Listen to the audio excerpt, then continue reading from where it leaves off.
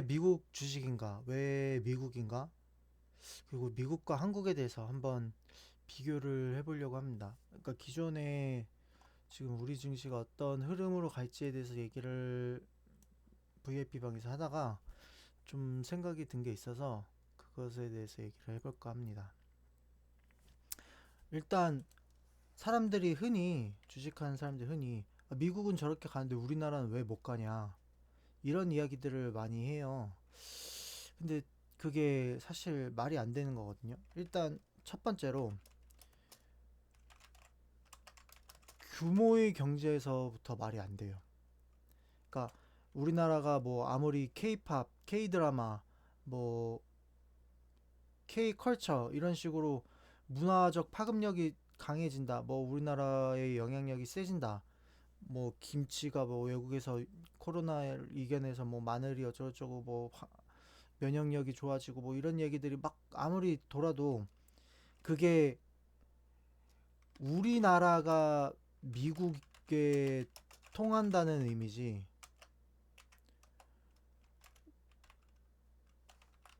우리나라 전체가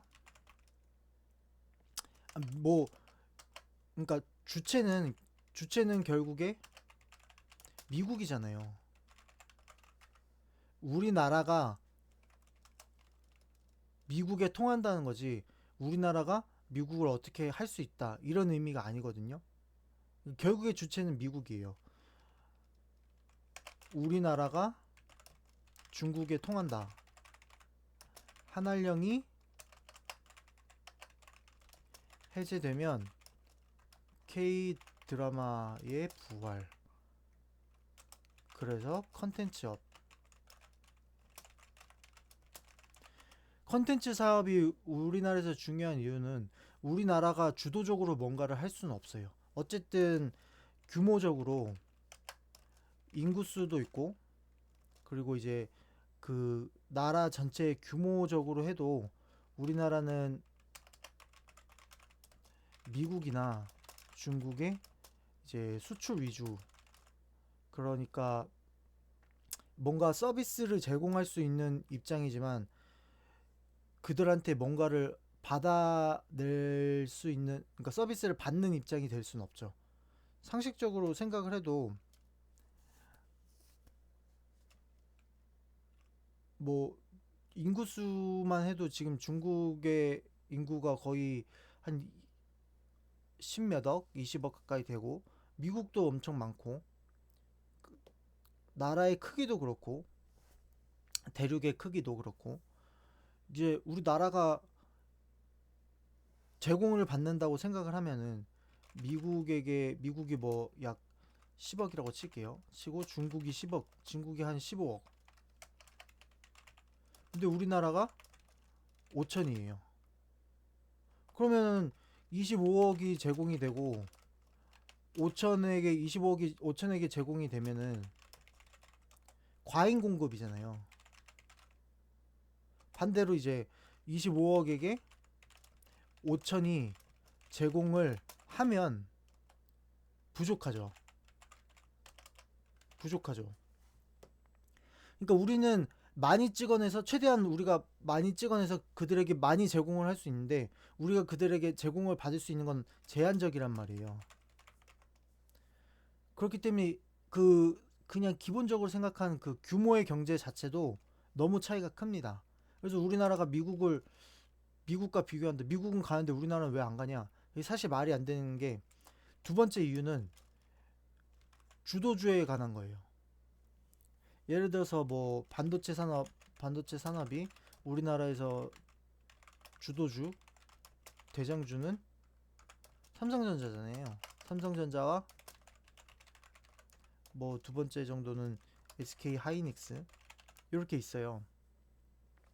근데 뭐 그 관련된 뭐 자잘한 회사들 뭐 KC 뭐 반도체 회사 또 있고 뭐 제주 반도체 있고 막 이런 자잘한 회사들이 쭉 있단 말이에요. 그러면은 등락률은 KC나 제주 반도체 같은 시총 하위 종목들이 더 변동폭이 클 수 있어요. 근데 반대로 삼성전자나 SK 하이닉스가 쟤네가 주도를 해야 이 시총 하위 종목들이 따라가는 거잖아요. 그러니까 뭐 반도체 업황을 삼성전자가 어떤 식으로 뭐 하겠다, 우리가 이런 식으로 규모의 경제를 하겠다, 그러면 이제 시총 하위 종목들이 거기에 발주에 따라서 움직이거나 그거에 하청업체에 따라서 걔네가 이제 어떻게 하청을 주면 그거에 따라서 움직이거나, 하여간 규모의 경제란 말이에요. 그러니까 우리나라가 뭐 예전부터 뭐 대기업 위주로 갈 수밖에 없다, 그런 말들이 우리나라뿐만이 아니라 사실 자본주의 국가들은 대체적으로 다 대기업 위주로 갈 수밖에 없죠. 미국이 뭐 실리콘밸리가 어쩌고저쩌고 그렇게 해도 실리콘밸리가 특화가 돼서 어떤 기업들이 커져서 페이스북이 되고 그런 대기업들이 되고, 결국엔 또 걔네가 시장을 조성하는 거란 말이에요. 미국도 뭐 실리콘밸리에서 벤처기업 신화를 일으켜서 뭐가 성장한다, 그게 미국의 원동력이다, 사실 그렇진 않거든요.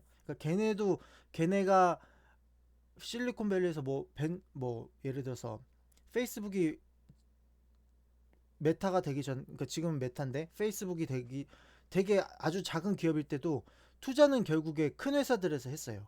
큰 회사들에서 얘네한테 지분을 투자하고 뭐 워렌 버핏이 가능성을 보고 투자하고 뭐가 됐고, 이런 식으로 투자를 받고 뭐가 됐고 하기 때문에 대기업들의 뭔가 지원이 있고 얘네가 뭔가를 주도하고 쟤네가 이제 앞으로 신성장을 하겠다 하면 걔네한테 지원을 해줘갖고 그게 커져서 뭐 페이스북이 되고, 페이스북이 또 몸집이 커지면 이제 얘네가 앞으로 이제 메타 산업이 될 거니까 그러면 메타 쪽으로 우리가 투자를 하겠다 그러면 이제 메타 관련주들이 오르고, 결국에는 그런 거란 말이에요. 그러니까 주도주, 이것도 역시 이제 규모의 경제랑 마찬가지인데 결국에 이제 주도주로 이끄는 거는 미국이라는 거죠.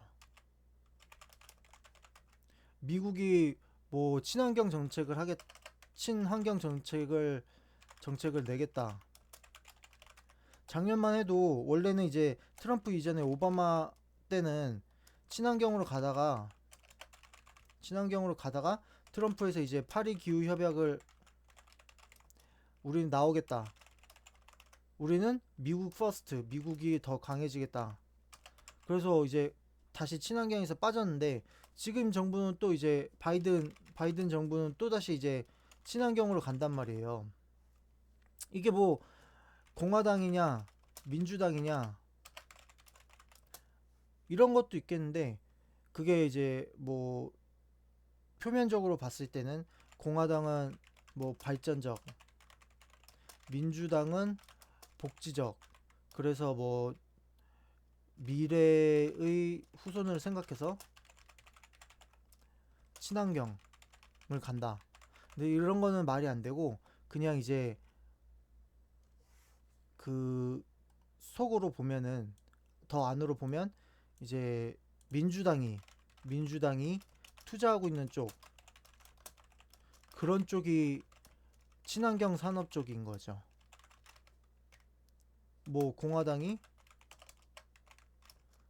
투자하고 있는 쪽은, 투자를 하고 있거나 있는 쪽, 혹은 투자를 받고 있는 쪽이 뭐 석유 재벌들, 그쪽 산업, 뭐 그런 쪽인 거죠.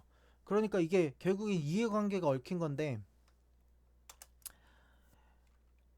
그래서 보면은 민주당이 다시 집권을 하고 이쪽에서 이제 밀고 있는 게 친환경이다. 그러면 이제 친환경 위주로 미국 주식이나 정, 정책이 그쪽으로 가니까, 정책이 그 방향으로 가니까 주식들도 이제 그쪽으로 갈 수밖에 없단 말이에요. 그러면 그쪽으로 가는 종목들이 뭐가 있냐? 뭐 전기차, 테슬라. 테슬라 주가가 바이든 정부 돼서 상당히 올랐죠. 뭐 시총 2위가 됐나 뭐 하여간 그런 뉴스도 나왔었고, 뭐 얼마를 벌었다, 뭐 걔 누구야? 그럼 갑자기 이름이 생각이 안 나네. 도찌 아빠 이름 뭐지? 뭐 어쨌든 그놈이 얼마를 벌었다 뭐 이런 얘기도 있고, 테슬라 주가가 엄청 올랐다고 하잖아요. 그리고 국내 서학 개미들이 막 테슬라에 엄청 투자를 했다고 하고, 그러니까 어쨌든 정부 정책이 어떻게 정부 정책이라는 것 자체도 어떻게 보면 하나의 규모를 형성하는 규모의 경제인 거거든요. 아니 뭐 정부 정책이 어쨌건 간에 내가 옷을 만들어서 계속 옷을 판다. 뭐 예를 들어서 어 내가 그냥 맛있는 음식을 만들어서 판다. 정부가 뭐라고 하건 말건 나는 뭐 식당 안에서 계속 음식을 판다.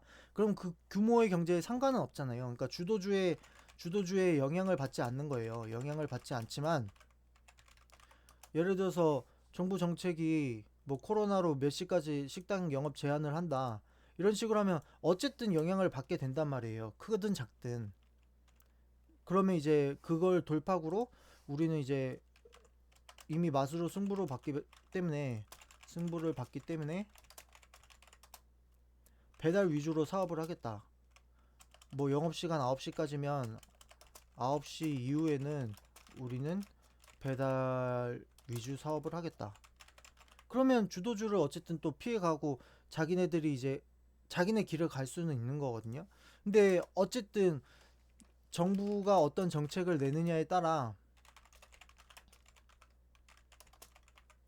대기업들이 그거에 맞게 혹은 정부가 정책을 내도록 대기업들이 유착을 해서 뭐 뭐라 그러지?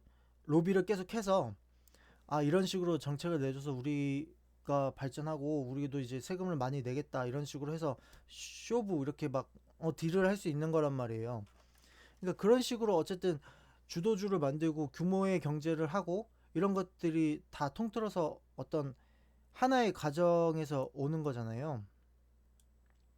그렇기 때문에 우리나라가 뭐 미국을 우리나라 지금 이렇게 좋은데 왜 미국을 못 이기냐 이런 건 사실 말이 안 되고 이제 애초에 왜 이런 이야기가 나왔냐면 조금 생각해 볼 게 뭐냐면 어쨌든 기준은 미국이에요. 그러니까 주도주가 삼성 반도체의 주도주가 삼성전자이듯이 뭐 개별적 흐름은 모두가 있을 수 있죠. 개별적 흐름이나 뭐 삼성전자에게 수주를 안 하더라도 우리가 뭐 TSMC인가 뭐 거기 어디지 뭐 대만에 거기다가 잘했다. 그래서 우리가 원래 되게 작은 기업이었는데 걔네한테 뭐 한 연 5천만 원 수준으로 뭔가 발주를 하고 하청을 받아서 하던 애들이었는데 미국이랑 뭐 TSMC랑 뭐 여기랑 해갖고 갑자기 우리 규모가 늘었다. 삼성전자랑 상관없이 주도주랑 삼성전자는 뭐 실적이 떨어지는데 걔네가 좋아서 우리는 실적이 더 늘었다. 그럴 수도 있어요. 그럴 수도 있는데 중요한 건 어쨌든 주도주라는 게 존재한단 말이에요. 어떤 정책의 방향성 그거에 따른 그에 따른 그 기업의 흐름, 기업의 뭐 정책의 방향성, 그러니까 국가의 정책의 방향성에 따른 기업의 흐름이라든가 아니면 기업 실적에 따른 이제 그런 거라든가 어쨌든 그렇게 주도주가 존재하는데 그 주도주가 주도하는 게 미국이고 이제 우리는 미국을 추종할 수밖에 없다. 근데 이제 중요한 것 중에 하나가 금리라는 게 굉장히 중요하거든요. 이게 뭐냐면 어, 은행에서 쉽게 말해서 빚을 질 때 갚아야 되는 그 퍼센테이지 이렇게, 이렇게 얘기를 하면 되나? 금리라는 게 그러니까 뭐 예를 들어서 은행에서 1,000만 원을 빌렸어요. 금리가 1%면 10만원을 갚으면 되는데 이자로 금리가 10%면 100만원을 갚아야 돼요.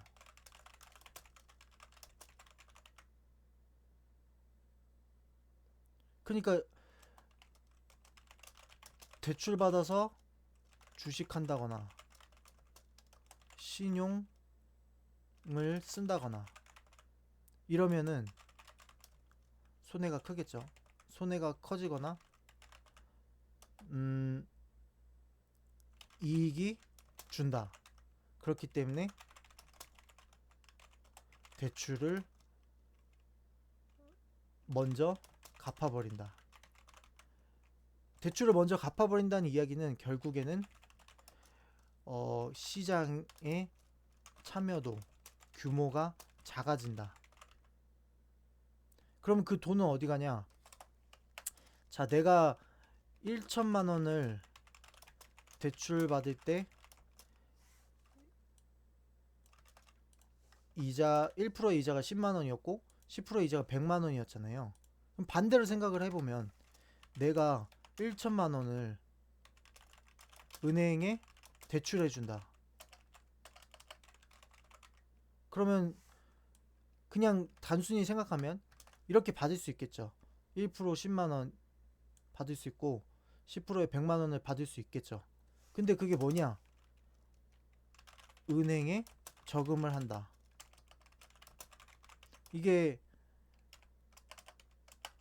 단순히 얘기하면 은행에 대출해 준다. 이거랑 같은 의미거든요. 우리가 뭐 안전하게 우리 자산을 지키기 위해 은행에 저금을 한다고 하지만 사실 은행 강도가 들면은 뭐 보증이 있어요. 5천만 원까지는 뭐 어떻게 은행이 어디 보험을 들어서 얘네가 이 정도는 갚아줄 수 있다. 근데 5천만 원이 넘으면 솔직히 그것도 보장받긴 힘들어요. 그러니까 은행이라는 게 어떤 금고의 역할을 하진 않아요, 사실. 그러니까 막연하게 무조건 금고의 역할을 한다 이렇게 볼 수는 없어요.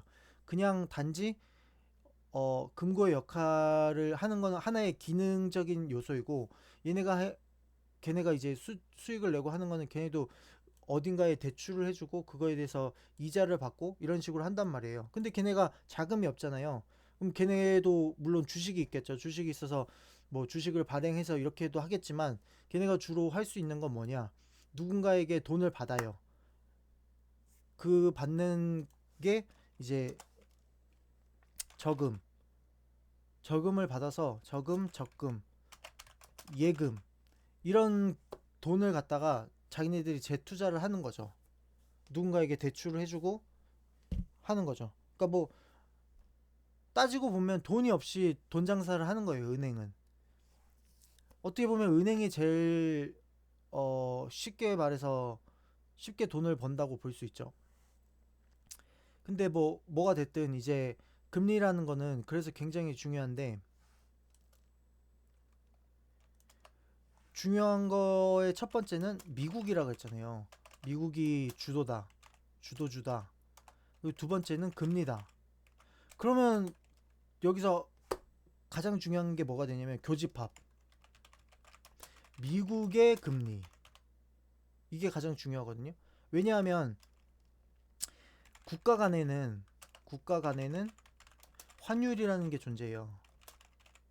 예를 들어서 내가 1달러로 예전에는 뭐 IMF 이전에는 막 호황이라고 했을 때는 뭐 예를 들어서 한 7, 800원 뭐 계산하기 어려우니까 500원에 1달러를 샀어요. 뭐 덴버껌 하나 가격이 1달러였다. 근데 지금은 거의 2,000원 가까이 돼요. 2,000원에 1달러. 그러면은 누가 손해예요? 예를 들어서 우리는 덴버껌 하나 살 가격으로 뭐 미국 가서 미국의 1달러가 뭐 햄버거가 1달러였다. 그러면 그때 덴버껌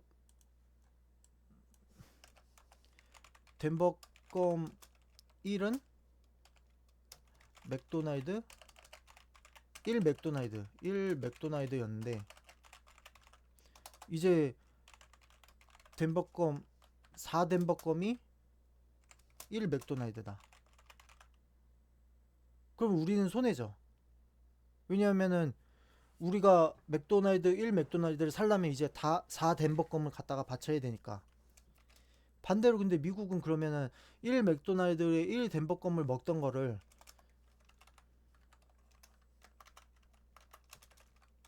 이제는 1 맥도날드로 4 덴버껌을 먹을 수 있어요. 그럼 미국은 이득이란 말이에요.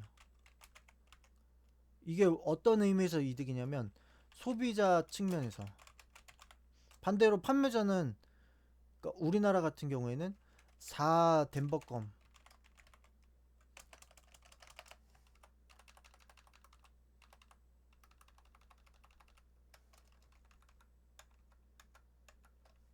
우리나라 같은 경우에는 이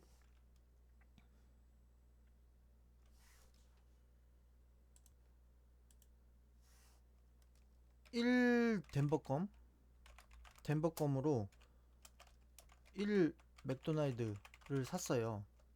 근데 이제 1 맥도날드 살려면 4덴버껌이 필요해. 그러면은 4덴버껌을 줘야 1 맥도날드를 사요. 그러면 우리가 미국 걸 사기는 힘들죠. 힘들다기보다 이제 비싸졌죠. 근데 반대로 우리가 팔라 그러면은 수월해진 거죠, 그만큼. 그 얘기는 뭐냐? 수입은 힘든데 수출은 수익이 는다. 그게 무슨 말이냐면 1 덴버껌을 팔면 1 맥도날드를 받았는데 그럼 4 덴버껌을 팔아야 이제 1 맥도날드를 받지 않냐? 이게 수출이란 말이에요. 그러면 우리가 하나 팔면 1달러였는데 4개 팔아야 1달러인데 그러면 손해 아니냐? 근데 그게 아니죠. 왜냐하면 어 반대로 생각하면 한 개 팔면 500원이었는데 수익이 이제 한 개 팔면 얼마예요? 2,000원. 수익이 4배가 된 거죠.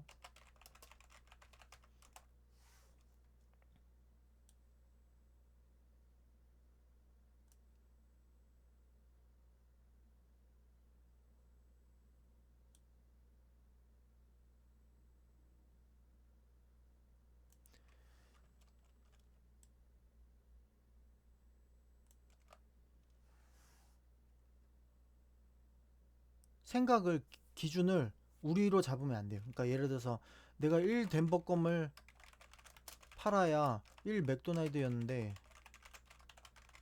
그렇게 되면 이제 4 덴버껌이 1 맥도날드면 내가 4 덴버껌을 팔아야 1 맥도날드 아니냐? 그게 아니라 상대가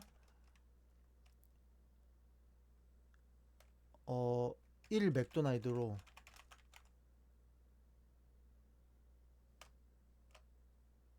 음, 이렇게 얘기하니까 어렵나? 뭐 어쨌든 500원이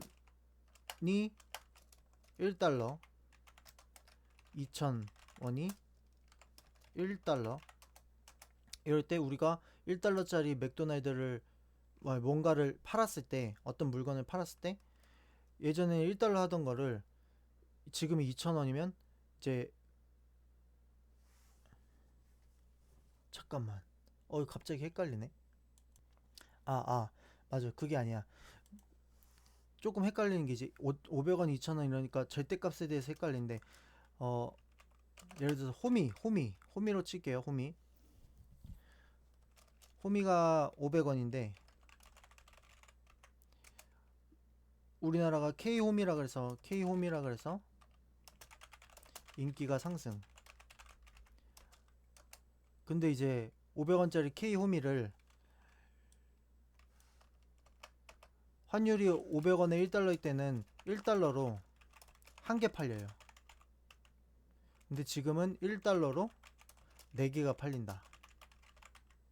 그러니까 중요한 건 이제 개수죠. 여러 개가 팔린다는 거죠. 그러면 우리가 호미를 팔았을 때 반대로 더 많이 팔리는 거잖아요. 더 많이 팔리고 또 반대로 하면은 우리는 이제 1달러에 500원이니까 호미를 1달러에 팔았었잖아요. 500원 기준으로. 500원 기준으로 팔았던 걸 그럼 이제 반대로 어 아니 2,000원이 됐으니까 4달러로 늘릴 순 없지. 뭔가 자꾸 헷갈리네. 그래, 위에 말이 맞는 것 같아요. 1달러에 500원 하던 홈이니까 이제 달러 자체 가치가 상승이 된 거잖아요. 그러니까 말 그대로 우리나라의 원화는 하락하고 달러는 강세가 돼서, 그럼 1달러로 한 개 팔리던 거를 1달러로 4개를 살 수 있으니까 미국 입장에서는 싸진 거잖아요. 그럼 얘는 이제 더 많이 산다거나 아니면은 안 살 사람도 싸네? 이러고 사게 되는 거죠. 4개 1달러가 돼버렸으니까. 그게 이제 환율이라는 건데, 어, 환율을 얘기하는 이유는 일단 먼저 금리에 관해서 제가 이제 교집합으로 미국이 주도하고 금리가 중요하다. 그러면 이제 교집합인 미국의 금리가 중요하다고 했는데, 미국의 금리가 0%였다. 0%였다. 이 말은 대출을 아무리 땡겨도 이자가 0%다. 실질적으로 기준금리가 0%라고 해서 대출 이자가 0%는 아니에요. 그러면 은행들이 수익을 낼 수 없으니까 그냥 이제 일종의 예로 드는 건데, 대출을 아무리 땡겨도 이자가 0%였다. 그러면 만약에 미국이 금리를 높인다, 한 10%로 높인다. 그러면 이제 대출을 땡기면 이자가 10%, 1000만 원 대출하면 100만 원 이자, 이렇게 되는 거예요. 근데 아까 얘기했듯이 이제 환율이 존재하고 미국이 주도한단 말이에요. 미국이 주도. 그러면 미국의 달러는 어 미국이 주도하기 때문에 미국의 달러는 긴축통화다. 긴축통화가 뭐냐면 일종의 미국의 달러가 일종의 비트코인 역할을 했다는 거예요. 비트코인은 그 환율을 무시하는 역할이 있는데, 그러니까 달러 플러스 달러 플러스 환율 프리패스는 비트코인, 이런 역할이 있었는데, 이제 여기서의 이 달러의 의미는 세계 기준 통화, 이런 역할이 있었죠, 달러 자체는. 그래서 미국이 주도하고 미국의 달러는 긴축통화기 때문에 환율이 어 미국이 금리를 인상하면 세계의 자금은 미국의 은행으로 간다. 제가 아까 말했잖아요. 금리가 1%일 때는 1천만 원 빌리면 10만 원 이자. 근데 10%면 100만 원. 반대로 그거를 이제 내가 그렇게 벌려면 은행에다 그렇게 하면 된다 그랬잖아요. 은행에다가 대출을 해주면 된다.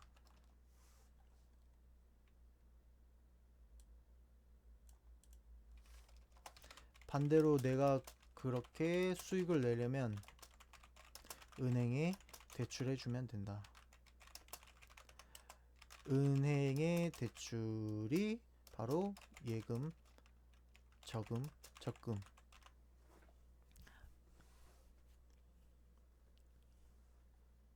뭐 이런 식이었기 때문에 이제 미국이 금리를 인상한다. 그러면은 세계의 자금들은 미국의 은행으로 간다. 이렇게 된다고 보시면 돼요. 그래서 미국이 금리를 얼마를 올린다. 그래서 미국이 금리를 올린다. 그러면 각국 은행들은 빠르게 추종해서 금리를 인상하는 거예요. 왜 그럴까요? 세계의 자금들이 미국으로 가기 전에 우리도 금리를 따라서 올려야 우리 은행으로 그 자금들이 이탈하지 않고 들어오는 거죠. 미국의 은행으로 갈 자금들을 잡기 위해 각국의 은행들은 빠르게 추정해서 금리를 인상하는 거예요. 여기까지 이야기를 했을 때 미국이 주도를 하고 세계 증시나 경제의 흐름, 기준 지표는 미국이 주도주다. 근데 두 번째로 중요한 금리. 그럼 그 교집합이라는 건 미국이라는 것과 미국이라는 섹터와 금리라는 섹터의 교집합. 그게 미국의 금리죠. 그것을 조정하는 미국의 중앙은행 역할을 하는 연준 FRB 연방준비위원회 미국의 금리를 조정하는 이제 FRB라는 연준이 있어요. 연방준비위원회인데 얘네는 우리나라처럼 국가의 소속 기관이 아니에요. 정부의 영향을 받긴 하지만 국가의 엄밀히 따지면 국가의 소속 기관 아니에요. 미국이라는 자체가 어떤 하나의 그 자본주의의 상징이 된 것 중에 가장 큰 이유가 될 수도 있는데 FRB는 그 사기업 단체예요. 그러니까 기업들의 연맹이라는 거죠. 연맹으로 주축이 된 뭐 은행으로 보면 되죠. 우리나라 같은 경우에는 한국은행은 이제 정부 기관이잖아요. 근데 이제 FRB라고 연방준비위원회는 사실 정부 기관은 아니죠. 정부 기관의 역할을 하고 있는 어떤 사기업 단체인데 그게 이제 자본주의의 상징인데 결국에는 미국이라는 국가는 거대한 그 기업들과 자본들로 이루어진 거라는 거를 반증할 수 있는 그런 역할을 하는데 어쨌든 걔네가 금리를 조정을 해요. 근데 걔네라고 해서 말했다시피 그 기업들의 연맹이잖아요. 연맹인데 얘네가 뭐 국가가 힘들다고 해서 자기네 마음대로 국가가 힘들다고 해서 국가의 이득이 되게 막 금리를 어떻게 하고 이렇게 하진 않아요. 얘네 최우선은 기업이에요. 기업들을 살리기 위해서 하고 그러니까 뭐 국가의 경제 발전이라는 것도 결국에는 얘네한테는 기업들의 경제가 어떻게 되고 어떻게 되는 것을 위해서 이렇게 한단 말이에요. 그러니까 어떻게 보면 사실 이 연방준비위원회의 힘이 대통령의 힘과 맞먹거나 혹은 이제 그 서로 뭐 상호 보완적인 관계라고 볼 수 있죠. 미국 대통령과의 뭐 그렇기 때문에 얘네도 이제 금리를 올린다는 게 단순하게 그 인플레이션을 잡아서 미국을 살린다 이렇다는 개념보다는 인플레이션을 관리해서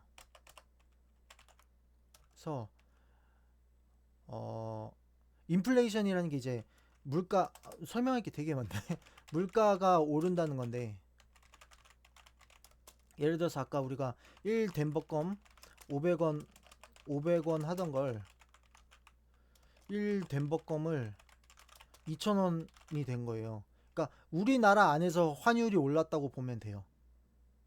미국과 기준으로 했을 때 뭐 1 덴버껌이 1달러 이런 개념이 아니라 우리나라 안에서 사실 20년 전의 짜장면과 지금의 짜장면에서 뭐 콩이 더 들어갔다거나 돼지고기 대신 소고기가 들어간 게 아니잖아요. 아닌데 짜장면의 가격이 뭐 예전에 한 뭐 1,000원 했다. 1,000원 했는데 지금 6,000원. 이 정도 한단 말이에요. 그게 이제 물가가 올랐다는 거거든요. 근데 물가는 어쩔 수 없이 상승을 해요. 왜냐면은 여러 가지 요인들이 있는데 인구가 늘면서 인구 대비해서 통화량 자체가 는단 말이에요. 통화량이 상승을 해요. 통화량이 상승을 해. 통화량이 뭐냐면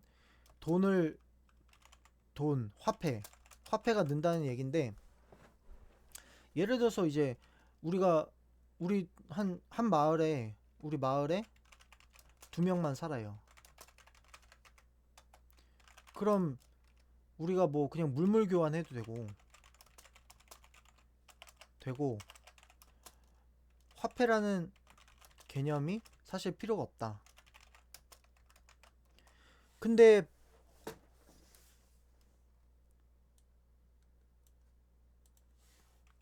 마을에 이제 마을에 10명이 산다. 그러면 이제 화폐가 필요하죠. 화폐 필요. 예전에는 이 화폐의 역할을 했던 게 금이었어요. 그래서 금본위 제도라고 하는데, 금을 기준으로 화폐를 했는데, 이제는 이제 그 금의 역할을 하는 게 달러가 됐죠. 그래서 이제 이 달러는 또 금의 역할을 했던 게 석유였는데, 석유는 달러가 됐죠. 그래서 이제 금은 달러. 그게 뭐냐? 이제 금본위에서 달러본위 말이 좀 이상한데, 어쨌든 그래서 달러는 아까 말한 긴축통화 역할을 하는 거고, 뭐가 됐든 이제 마을에 10명이 살면 적어도 이제 금 1금씩을 뭐 이제 물물 교환하려면 힘들잖아요. 나는 대추가 필요한데 쟤는 생선을 갖고 있고 쟤는 소고기를 갖고 있다. 근데 소고기를 필요한 애는 생선이 필요한데 나는 대추가 필요한데 나는 생선을 갖고 있어. 그러면 이제 세 명이서 교환을 해야 되는데 어려워요. 그래서 우리가 금을 나눠 갖자. 그래서 1금은 뭐 1생선, 2금은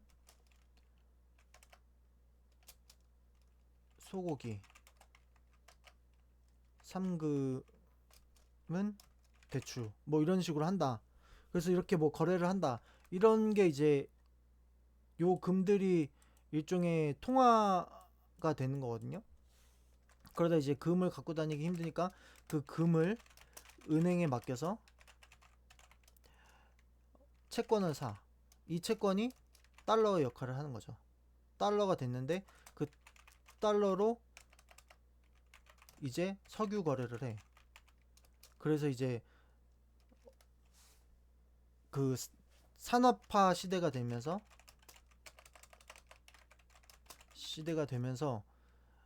석유가 굉장히 많이 필요했고, 그 거래를 달러로 중동 지역에 이제 미국이 그렇게 거래를 한 거죠. 세계의 통화가 된 거죠. 달러가.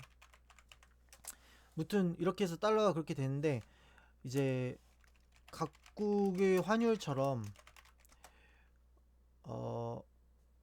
인플레이션이라는 게 나라 안에서의 환율, 물건에 대한 그 환율처럼 상승을 해서 물가를 상승시키는 거. 그게 인플레이션이에요. 지금 굉장히 여러 가지를 설명을 했는데 어쨌든 예전에 1,000원 짜장면을 물가가 상승해서 6,000원에 먹는다. 그렇다고 짜장면의 가치가 오른 건 아니다. 가치는 그대로이지만 물가가 상승. 이걸 인플레이션이라고 한다. 그리고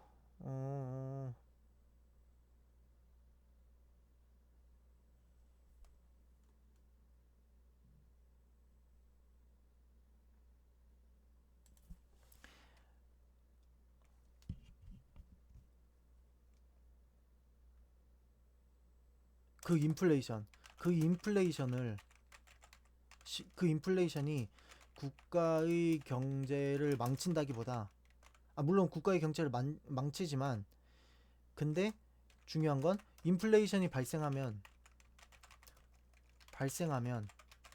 소비자가 나 1,000원에 먹던 짜장면을 6,000원을 줘야 돼?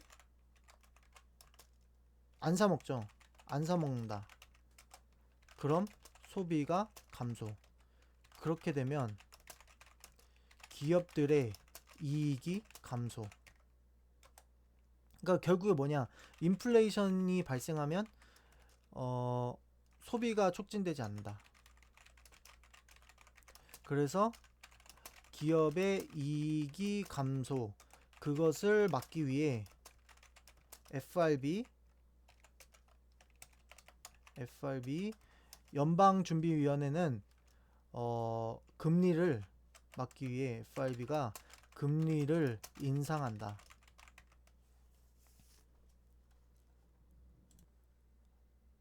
벌써 막 40분이 넘어가네. 여기까지 이해가 되셨을 거라고 믿습니다. 그러니까 결국에 막 금리가 인상되면 흔히 생각하는 게 은행으로 자금이 몰린다. 자금이 몰리니까 주식시장에 악영향, 주가는 빠진다. 이런 게 있어요. 이런 상식적인 것들이 있어요. 그래서 막 주식 다 팔아치우고 이제 끝나야 돼. 이렇게 얘기를 하는데 사실상 보면은 그 금리를 인상하는 이유를 알아야 되거든요. 먹고 살만하니까 금리를 인상하는 게 아니라 더 경제가 잘 활성화되기 위해 그렇게 만들기 위해 금리를 인상하는 거다.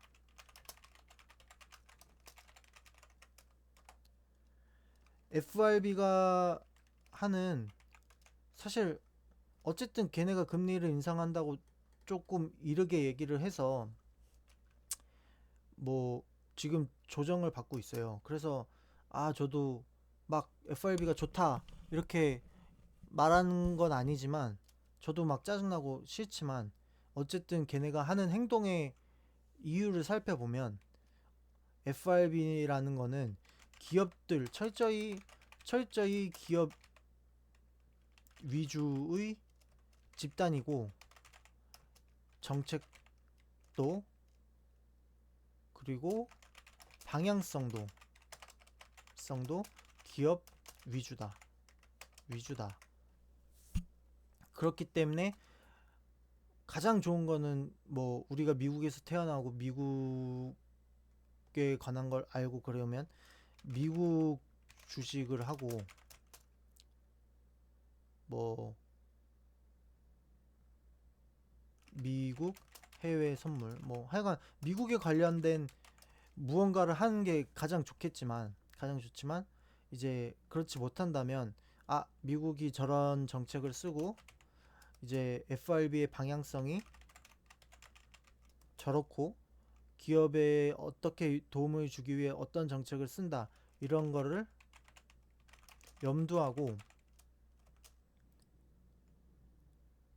어, 투자에 임해야 한다. 그러면 이제 미국이 금리 인상을 하는 이유는 기업의 이윤을 더 극대화시키기 위해 그러니까 소비자들의 소비 촉진을 위해 물가를 안정시키기 위해. 근데 지금 그 소비 상황이나 물 미국의 경제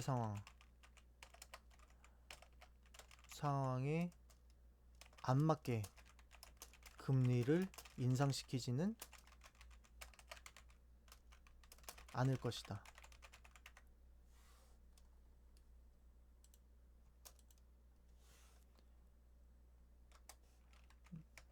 중요한 건 금리가 인상되면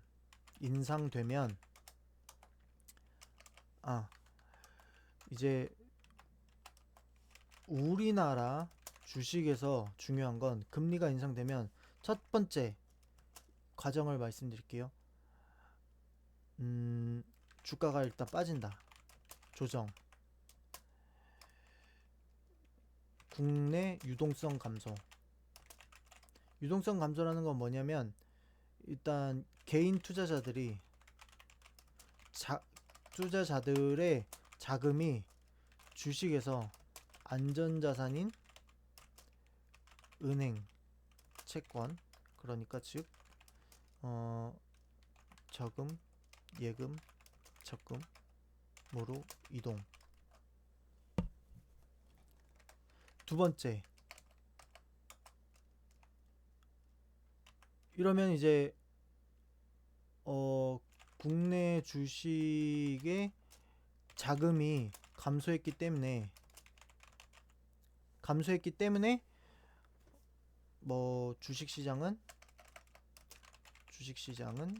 죽는다. No.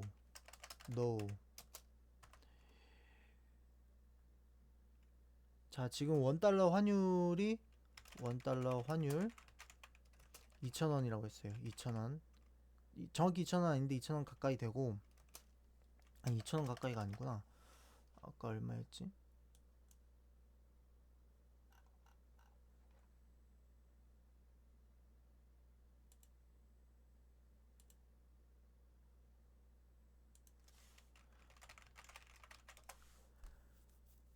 어, 1,200원. 2,000원이 아니라 1,200원.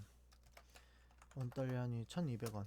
환율이 어쨌든 원화 강세를 가나? 그러니까 지금 1,000원 하던 게 꽤 많이 올랐고 환율이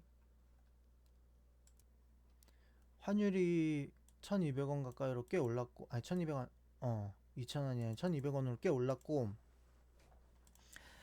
또 여기서 이제 먼저 말해야 될 게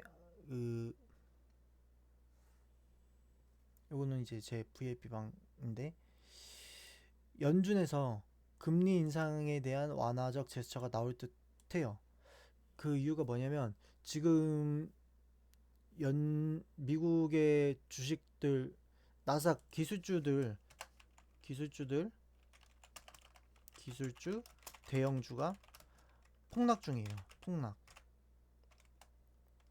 근데 아까 말했다시피 FRB 자체가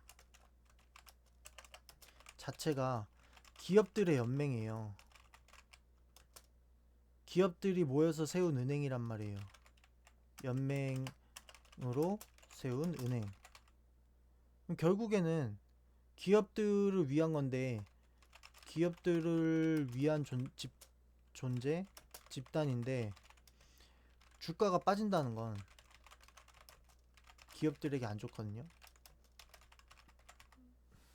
그렇기 때문에 미 연준에서는 이제 금리 인상에 대한 그 완화적 제스처가 나올 것 같아요. 그러니까 뭐 당장에 금리 이렇게 올리지 않는다. 응? 그러니까 주가 좀 잡고 좀 정신 챙기자. 뭐 이런 식으로 얘기를 할 것 같아요. 미 연준에서는. 근데 지금 금리를 올린다고 했는데 말을 바꾼다는 게 딱 이제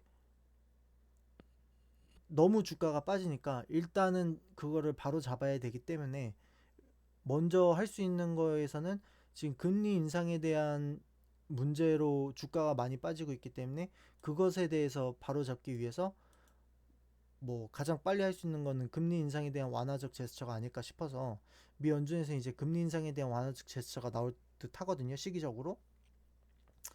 예를 들면 금리 인상 시기를 조금 늦춘다던가 혹은 이제 예상보다 금리를 낮게 올린다던가 하는 그런 발표가 나올 수 있을 것 같아요. 근데 그렇게 되면 이제 나스닥은 반등이 가능합니다. 그 미국의 기술주나 대형주들은 반등이 가능한데 그렇게 반등을 하면 이제 한국 지수도 어느 정도 미국이 주도주라고 했으니까 추종을 하겠죠. 미국이 주도 미국 자체가 이제 하나의 거대한 주도주라고 했으니까 미국을 추종을 할 텐데 문제는 이제 한국이 선제적으로 금리를 올렸단 말이에요.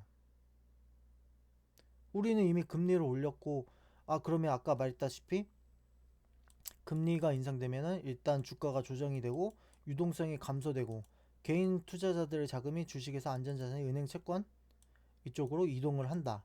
이렇게 말씀을 드렸잖아요.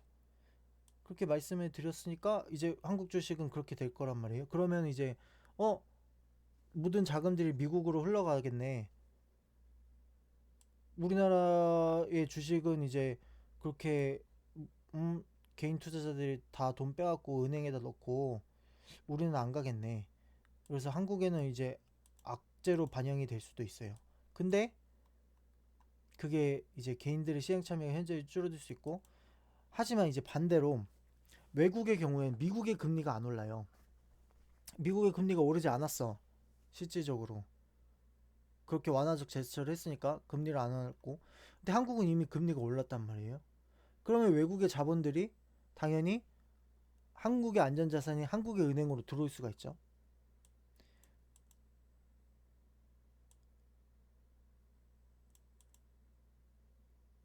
게다가 아까 말했던 이제 원달러 환율도 올랐겠다. 얘네들 예를 들어서 얘네가 이제 미국 애들이 1달러가 예전에 1,000원이었는데 지금은 1,200원이니까 그냥 대충 2,000원이라고 치면은 지금 2,000원을 치면 삼성전자를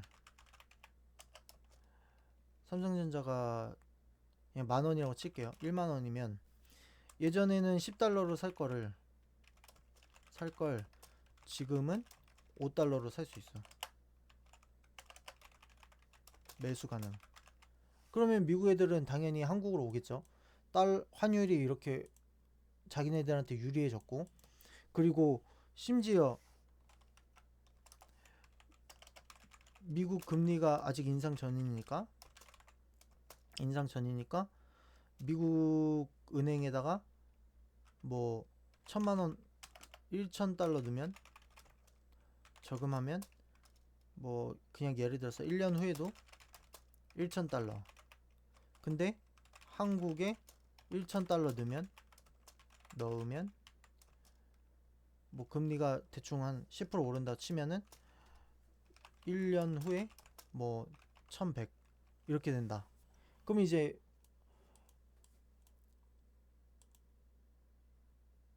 한국으로 저금을 하거나 그러니까 한국으로 그 자금이 이동이 되거나 혹은 한국 주식을 이렇게 더 싸게 살 수 있으니까 사겠죠.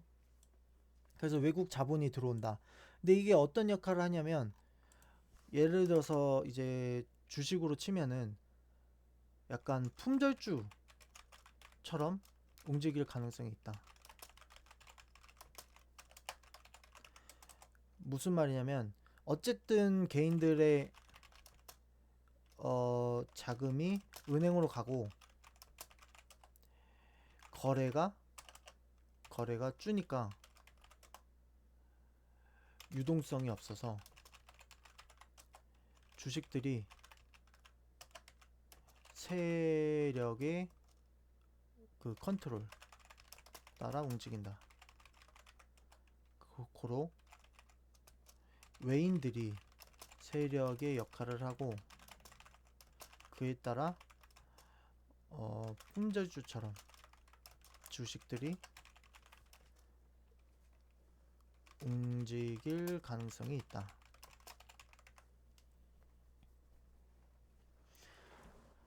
뭐 달리 보면 외인들이 주로 사는 종목들 집중해 볼 필요가 있다. 시기적으로 이런 시기에는.